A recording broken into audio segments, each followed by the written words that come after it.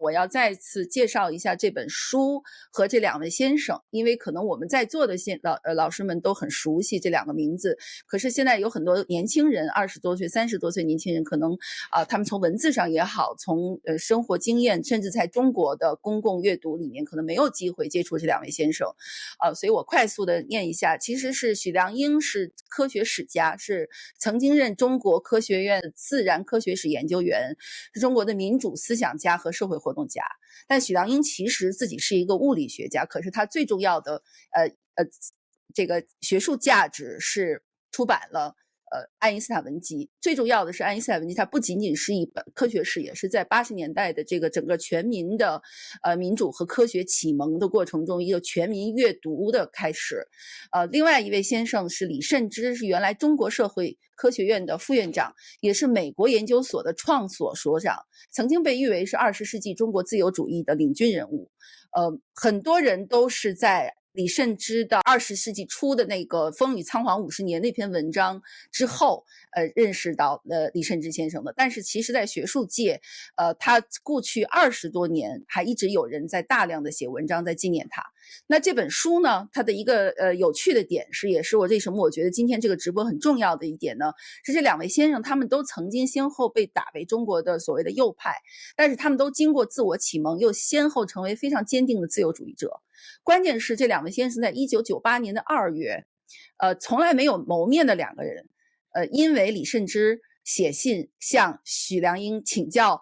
让他对自己的一篇文章做出评论，而许先生很快就做了回复。这样这两位老人开始了5年的通信，而且展开了对中国前途的深刻对话。这个对话直到2003年3月因为李慎之先生在这个 SARS 前的这个突然的一个感冒的去世而中断。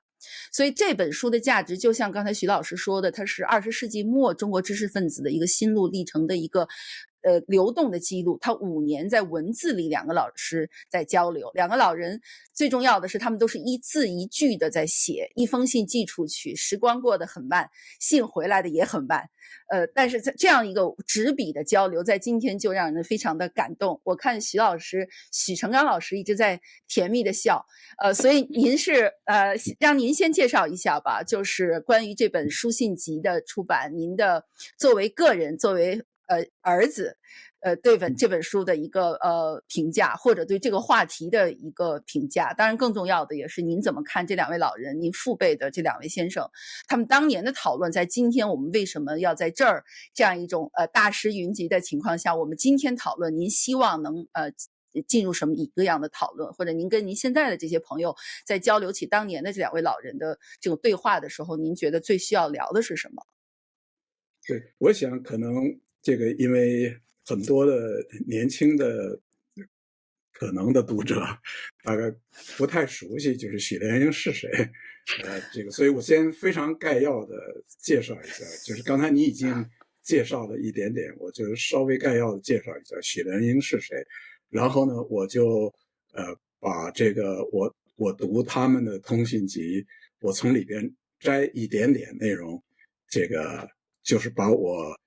这个摘的一点点内容和我的感想加在一起说一说。首先呢，就是这个许良英呢，他这个原本是学物理的，他是这个1920年的昨天生的，这个是生在浙江临海市张家渡村。那么他是在这个浙江大学物理系，他的导师是王淦昌先生。王淦昌先生在中国的物理学界是非常重要的，就是他是李政道的老师，在某种意义上也是杨振宁的老师。那么这个许良英呢是在这个1947年就是40年代期间，抗战期间这个就已经毕业，然后就在浙大教物理。那么这个期间呢，他这个变成了中国共产党的地下党的党员。那么在浙江大学呢，建立了这个中共的浙江大学的地下党组织。后来呢，又成为这个负责杭州市全所有的大学和中学的地下党的负责人。那么在这个背景下呢，就是这个1951年他参与了中国科学院的组建工作。就是从杭州到了北京。那么在1957年呢，他和余光远共同创建了就是中国科学院哲学研究所自然辩证法研究室，所以他在那个时候呢，他是做这个科学哲学。但是呢，很快1958年呢，因为他反对反右运动，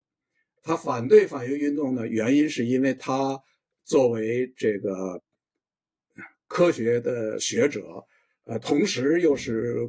就是这个过去的共产党的这个负责的一些事情的人，那么他一直认为呢，这个中国共产党和知识分子之间的这个关系是他的重要的责任。然后呢，突然之间这个反右了，他就感到这个共产党背信弃义了，所以他自己觉得自己作为共产党的人，他需要反对共产党的做法。那么这个使得他成为了中国科学院的头号的右派。这些事情呢，就是我都是有清楚的记忆的。那个时候我是在幼儿园里，这样他被开除出中国科学院，到浙江的农村劳改了20年。在劳改期间，他编译了3卷本的爱因斯坦文集。这3卷本呢，我需要简单提一下。这3卷本分别是第1卷哲学卷，第2卷物理卷，第3卷是人权社会问题卷。那么这个3卷的东西呢，是到了这个文革的末期的时候就已经完成了。所以呢，是文革结束以后，正是中国人没有书可以读的时候。文革刚一结束，这个爱因斯坦文集就从内部发行，立刻变成了公开发行，所以就在这个国内呢是有相当影响的。这个爱因斯坦作为一个物理学家呢，大多数人是很难阅读物理的，但是实际上呢，这里尤其是第3卷，爱因斯坦关于人权、自由、科学的思想这些东西呢，在当时的中国年轻人和不年轻的人里边都这个非常广泛的传播。所以这个呢是就是许良英这个作为一个学者在大众里被人知道，首先是因为这个工作。这里我还想提一下，就是这个文集呢，在当时是世界上所有文字里最完整的爱因斯坦文集。就是我们后来知道国际上有了爱因斯坦全集，那个是在这之后很久才开始有的。所以这个工作呢，不仅仅是在中国有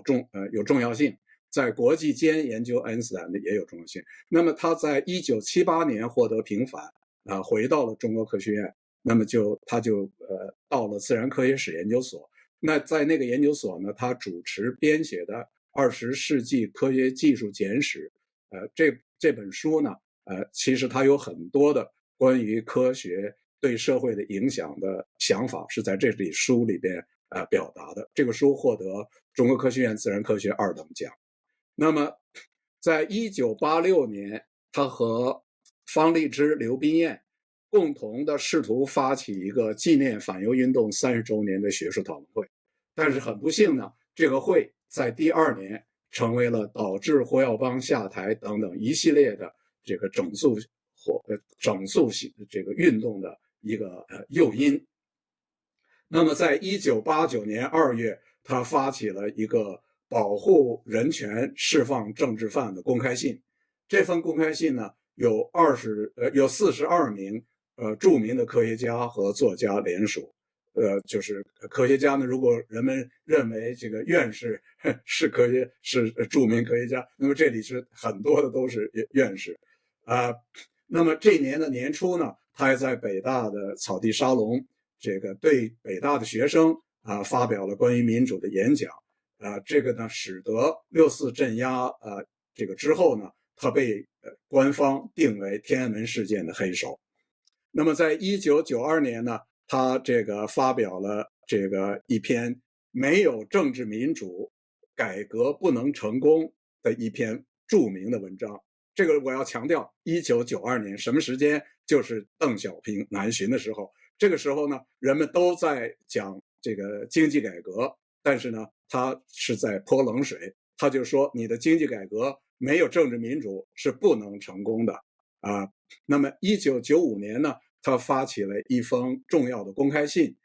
叫做这个迎接联合国宽容年呼吁实现国内宽容。那么这封信呢，在国内几十名院士和国际间的10个诺贝尔奖获得者联署，登在《纽约时报》头版。那么后来全球有上千的科学家和学者，共同签名这封信。那么这个呢，都使得他在这个89之后的这个软禁就变得非常严重，就是他是这个因为这个是遭到了很多的这个压制。那么这个呢，在2008年，美国物理协会就为他授了这个萨哈罗夫人权奖。在这个之前呢，1995年，这个纽约科学院也授给他和丁子霖一起授给了这个佩格尔斯科学家人权奖。那么他呢是这个2013年去世。这个去世呢，我这里要强调一句话呢，就是自从89年以后，对他的软禁呢，就是一直在持续，直到他去世。他去世的时候呢，官方有正式的向我们给了压力，就是不允许为他举行公开的葬礼，就是说明就是一直软禁到他的尸体。那么他和这个他的妻子王来蒂的遗著，书名叫做《民主的历史》，在他们生前一直没有能够出版，直到2015年，在这个江平先生的推动下，得以出版。那下边呢，我就非常简单的概要一下，就是我看这个通信集的我的一点体会。那么我的体会呢，当然主要是他们的内容了。这个首先呢，就是我想先要强调一下。就是他们这个他们原本是互相不认识的，然后是从这个1998年2月27号呢，是许良英这个写一封信给这个李慎之。给这封信呢，原因是因为李慎之之前送了他的这一篇文章，叫做《中国传统文化中有技术而无科学》。那么他希望这个许良英作为研究科学史的、研究科学哲学的人，对他这个工作呢做一些评价。那从此他们2人就是一直非常非常非常紧密的通信，直到李慎之先生最后这个病逝的前夕，就是他已经不可能再写信了，直到最后他的时刻。那么这里边呢，就是很有趣的呢，就是他们讨论的，实际上今天是5·4。他们讨论的就是5·4，就是李慎之先生为什么要讨论科学？他讨论的科学是为了讨论5·4。那么他讨论的5·4呢，就是所谓的这个德先生与赛先生，就是科学与民主。那么到底这个怎么评价5·4时候提出的科学？怎么评价中国的科学？那我现在呢，我就来这个开始念一点点他们的这个信里边讲到的话，我非常非常概要的只提几个要点。首先，这个李慎之在1998年3月9日的这个信里这样说，他说呢，我认为科学在中国根本就没有生根请你写一篇专门阐明科学精神的文章，阐明它与民主相互为用缺一不可的道理。那这是非常非常重要的，就是他在信里面写的这一句话呀，我的体会，这是非常非常的重要。就是至今中国人对民主怎么理解，实际上呢，的确呢，和中国人对科学是不是有理解是连在一起的。那么对科学没有理解，其实对民主也没有办法理解，这2个呢是紧密连在一起的。然后李慎之在99年8月22日信里边又有这样讲，他说我要驳斥里耶瑟难题，这是非常漂亮的这个一个对问题的讨论，直接就是插到了这个事情的最重要的地方去了。原因呢是因为这个所谓的里耶瑟难题呢，在中国非常非常流行，然后呢人们就是围绕着所谓里耶瑟难题呢去讨论这个中国的历史上的科学和技术。那么他说呢，我要驳斥这个，然后呢，我有一难题请你要帮助解决。然后下边呢，他有他自己的一个论述，他的论述就是说，中国虽无宗教，却有意识形态，这个意识形态就是专制主义，就是外儒内法。然后呢，他说中国至今仍在其统治下，然后呢，他把现在的中国给描述成为后期极权主义社会。那这个用语在他这个通信里边，出现过许多次。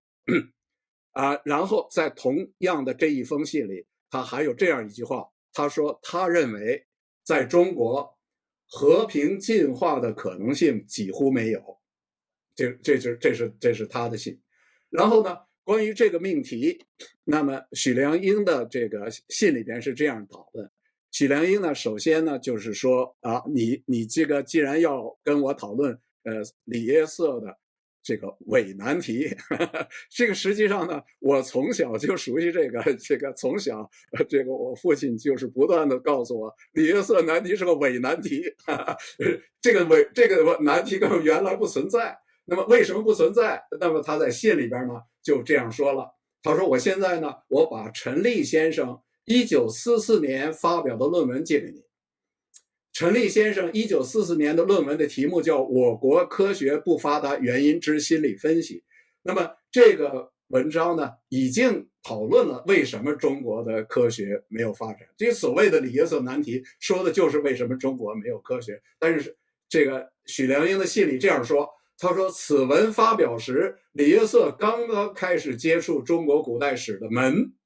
就他刚摸门的时候，人家已经解释了这事儿，所以你这难题是人中国的科学家都解释过的，这不是什么新的东西。然后呢，接下来许良英信说，他这一篇论文和1年后竺可桢发表的为什么中国古代没有产生自然科学，都早已经解释了里耶色的所谓难题。所以他说他是伪难题的意思就是这个根本是你无知，是人家中国的科学家讨论清楚的是你把这个作为难题。那么竺可桢呢，这个篇文章是1946年在科学杂志上发表的。那么这个呢许良英也把它寄给了里耶色。然后呢，这个李慎之呢，虽然最早开始了这个他们两人的通信是为了要讨论里耶色难题。然后呢李慎之说，他说我要写一篇文章，就是叫做里耶色难题是个假命题。但是呢，他一直由于身体的原因没有能把这个东西写下来。所以到2001年4月21号这封信里，他说里耶色难题是一个假命题，这文章我还是要写的。但是实际上呢，他过了2年之后就去世了，就是他没有能够把它做完。那么最后呢，我还想要强调呢，就是在他去世前，他发出的最后一封信非常非常短，他的身体已经不行了。那么他的一生写给许良英的最后一封信里，我就念他这几句话。他说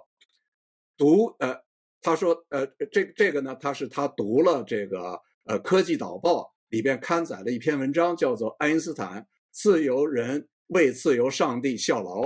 他读了这个以后呢，他发的感想，我下边念一下他的感想。他说：深感爱因斯坦关于自由的思想之丰富，然后呢，他说他建议许良英呢，在政治的限制下多发这样性质的文章。原因呢，就是因为许良英已经基本上不可以在国内发文章了。他说，那你至少可以这个讨论爱因斯坦呢，应该公开发呀。那我下边呢，再非常快的概要一下这个他们俩的信里直接讨论民主自由的一些内容。那么在99年9月6日呢，这个李慎之的信里说，他说目前还有大思想家在说，只要中国经济发展了，政治自然会民主，这话信徒慎重，但是我是不相信的。然后呢，在同一封信里他说，我的朋友们都在忙着讨论社会主义民主，讨论改良计划经济，而我则自从60年代觉悟后，实在不愿写违心的文章。所以他认为他的朋友们讨论社会主义民主和改良计划经济都是违心的，但是是不是有的人不是违心的，这我不知道，这是他的看法。然后这个李慎之00年7月4号，这个信里边呢，还有一个非常精彩的一个他的这个断言。这个信里面他原话这样写的：今天的大陆作为全社会来说的民主觉悟，比不上戊戌，就是指的戊戌变法，比不上戊戌，比不上辛亥，比不上54，比不上813，也比不上1948到1949。然后他说那是一个重要的转折点，然后说甚至比1976到1977还低。这是他的看法啊，就是大家是不是同意都可以讨论，可以辩论，但是这个非常有意思，就是他有很强很强的这个看法，意思就是说，今天中国的大陆的民众们在关于民主的觉悟是比历史上都差，所以他呢很悲观。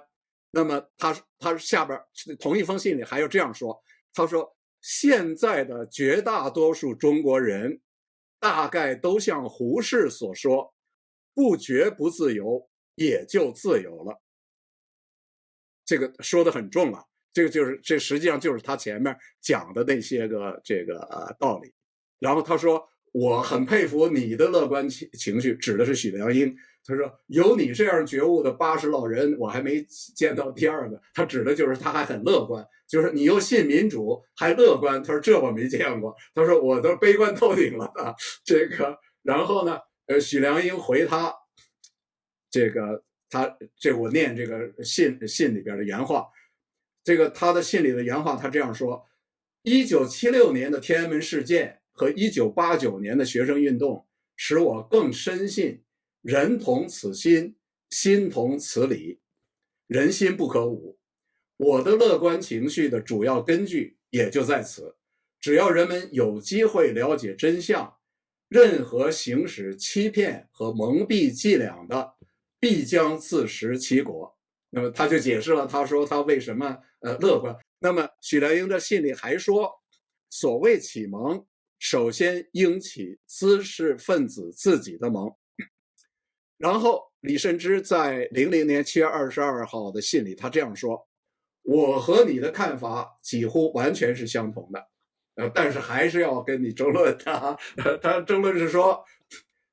我在念他的原话，他说民族主义，因为前面许良英是说了，这个只要人们知道真相，这个就不能蒙蔽了。但是呢，李慎之对这个事情没有这么乐观。他说，民族主义是由5000年文化传统和100多年来的民族屈辱做背景的，容易得到群众。然后呢，他就拿自己做例子，他说，再想想我们自己小时候，就主要从爱国主义出发，才走向亲共亲苏的社会主义道路。如果说64有10年反文革的思潮作为背景的话，现在这个思潮已经十分淡化，而民族主义的思潮却已大大强化了。我设想中国的未来不大可能比苏联好，更比不上今天的台湾或南韩。他就是在解释为什么他悲观。然后许良英在回他的信里这样说：64后官方所以鼓吹民族主义和爱国主义，主要是要用主权来对抗人权，用中国传统文化的特殊性来对抗人权的普遍性。所以呢，实际上他们俩人没分歧，就在观点上没分歧，就是情绪上俩人不一样。然后呢，这个01年李慎之给许良英的信呢，他这个是说受到这个许良英的启发呢，他返回去读这个马克思的内容，然后找到了就是马克思关于这个他的贡献，马克思自己说他的贡献就是无产阶级专政。许良英2001年9月23号有一封信里，这有一点点的非常重要内容，我就念一下，我不说我的感想。他这个里边提到呢，说被海外媒体吹捧为开明派的潘岳的对革命党向执政党转变的思考，清楚表明，只能坚持一党执政下的党内民主，绝不搞多党制，绝不能搞西方的三权分立，绝不能搞新闻自由，不能搞军队国家化，不能搞全民公决与全民普选。中国的政治现代化不是政治民主化。那么我有意的要把这个念一下，就是要提起大家注意，他这里边关于潘岳和潘岳写的这些东西的内容。这个潘岳，这我念的信，1991年9月曾经搞过一次臭名昭著的太子党政治纲领，这政治纲领名字叫苏联巨变之后中国的现实应对与战略选择，这些都是极为重要。这是理解习近平是怎么回事啊？习近平这一伙子人是怎么回事啊？这是非常重要的一个背景，在他们的信里都有这个讨论。那么最后呢，就是在这个01年，李慎之这封信里再说我的最高纲领，他说他本人我的最高纲领是和平演变。然后他说我希望呢，中国先实行私有化，为将来的政治的改革打下一点社会基础。那么他也提到他了解潘岳早在10年前就提出国有财产党有化的改革纲领，所谓改革纲领啊。还有就是在他们的通信里多次提到他们共同的朋友林木呢是胡耀邦的秘书。那么这个里边呢，我要在这个念一句林木写给许良英的信里边林木的话。林木说呢，就是在这个1986年11月之前，耀邦在接见法国一位领导人时说，多党制也可以在中国试一试，共产党可以参加竞选，如果人民不选共产党，那就说明人民不拥护你了。这是1986年11月之前胡耀邦讲过的话，这是非常非常重要。就说这个中共居然有这样子的总书记说过这样的话。那我想这个时间的缘故，我不应该再继续了，我就到这儿，谢谢。